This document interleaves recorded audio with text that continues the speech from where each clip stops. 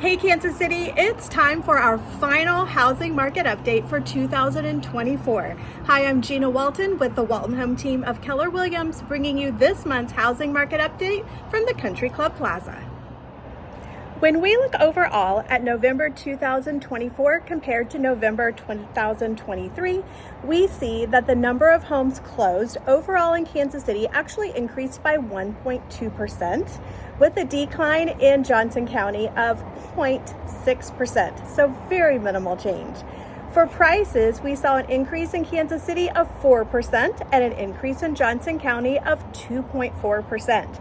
Now, overall, when we look at the inventory of number of homes for sale compared to the number of buyers looking to purchase, we saw an increase in the inventory of 8.4% overall in Kansas City, with a decrease of 2.5% in Johnson County.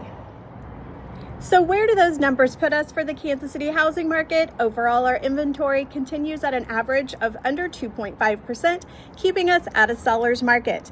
Projections are an increase in value for over 4% for 2025, with interest rates holding until perhaps a shift third or fourth quarter of next year. As always, if you're thinking of making a change in your home or investing in real estate, it will be a pleasure to talk with you about strategies as we go into a new year. Happy New Year, Kansas City.